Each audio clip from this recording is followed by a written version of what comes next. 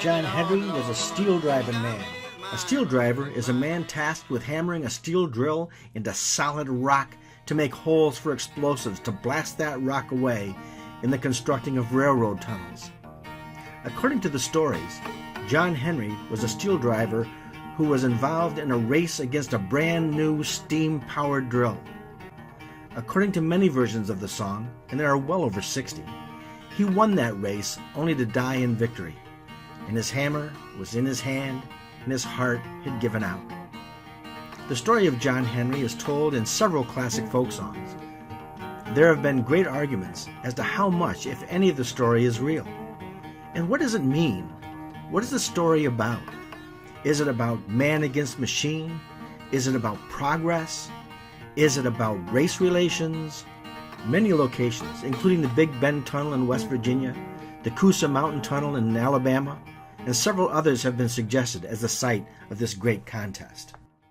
I grew up on the edge of the Appalachian Mountains, in a little town called Horseheads, New York.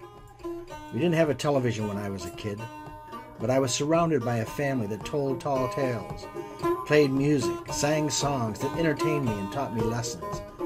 When I became old enough, I followed in that tradition and sang songs myself. For much of my early adult life, I was in bands or I played folk music, and John Henry was always a part of my repertoire. But as is often the case, as I got older and acquired more responsibilities, became a good solid citizen, the stories and songs retreated into the corners of my mind and stayed there quietly in cerebral slumber. Decades passed. John Henry never came to my mind. Until a couple of years ago, when I had the amazing opportunity to spend a week at a teacher academy at Colonial Williamsburg in Virginia. On one of our many educational trips, we spent the better part of the day with Professor Scott Reynolds Nelson, who wrote a book describing his search for the real John Henry. He argued that John Henry was real, had lived in Virginia, and was part of a convict crew that worked and died building the railroads, and was buried on the grounds of the Virginia State Penitentiary, which he claims was called the White House, which fits into one of the lines of John Henry's song. I left that day invigorated by the discussion and felt the cerebral fog lift, and those old songs and stories from my youth came flying forward. I was totally entranced once again by John Henry.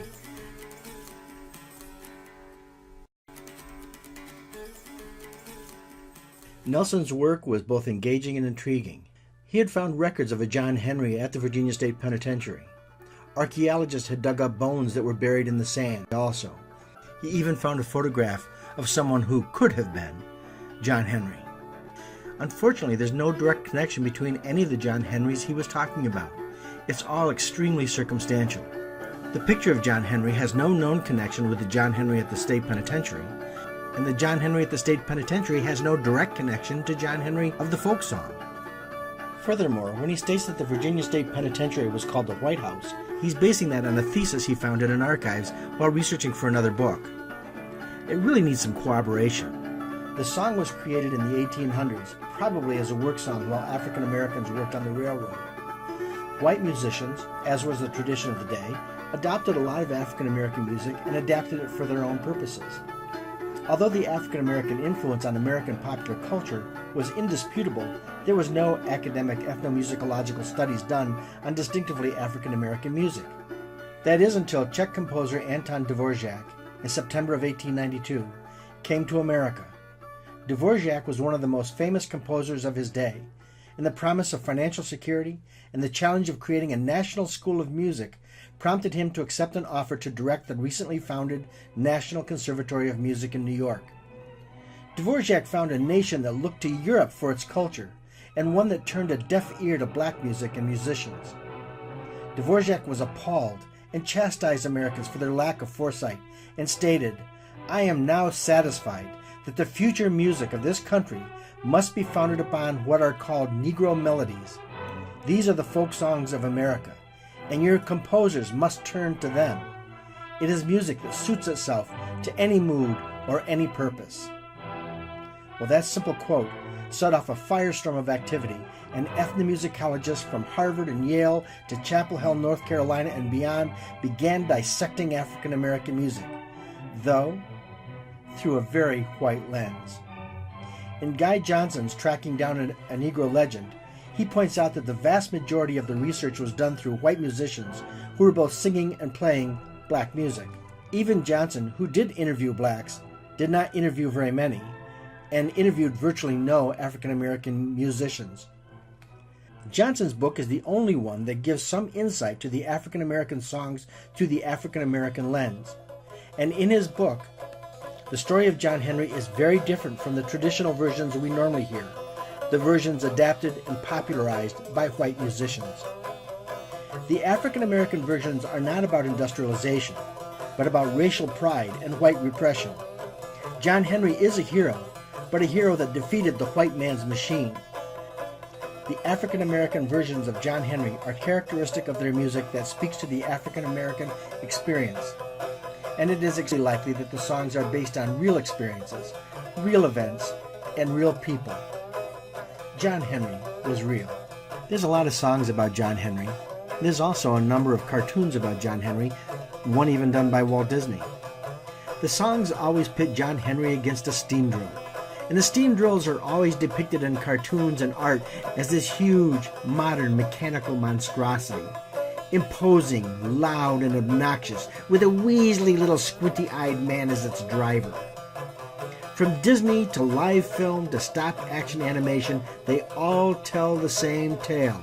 A super strong and wholesome African-American hero pitted against the cold, impartial, and unfeeling machine, and by extension, industrialization. But is that the real story? I know it's how it's always been depicted. If there was such a great contest between man and machine, wouldn't it have been in all the newspapers?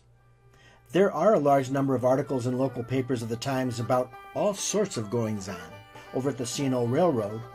So why isn't there an article about this epic contest? I believe it's because there was no epic contest. Oh, there was a contest to be sure. And it was an important contest to the African American railroad workers. The first practical steam drill wasn't patented until 1871 by Simon Ingersoll.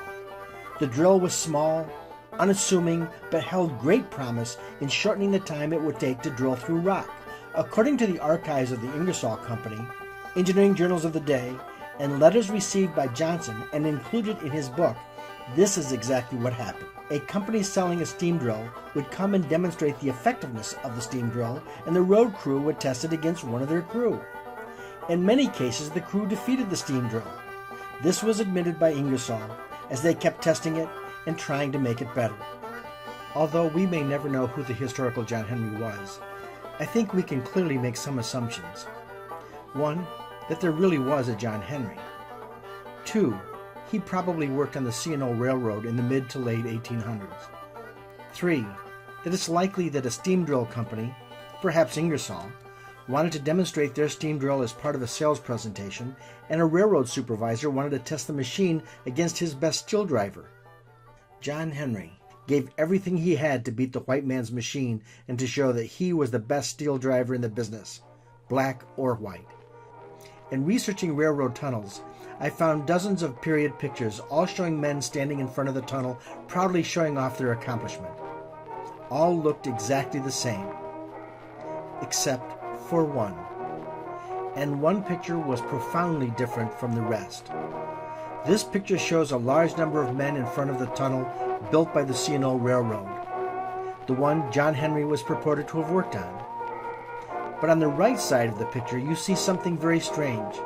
So strange, in fact, that it doesn't repeat anywhere else in any other picture. Everyone is looking at the camera except for a small group of African Americans, some with their eyes focused on the camera, and some with their eyes focused on one man. A large black man holding a 10-pound hammer, ready to strike a long metal drill being held by a much smaller man. As a matter of fact, the man with the hammer is much larger than anyone else around him. Why is this picture so different? Why does it highlight an African American steel driver? Obviously, this person is someone of note, someone who is important. Could this be the real John Henry? John Henry had a little baby where you could hold in the palm of your hand. And before that was the night.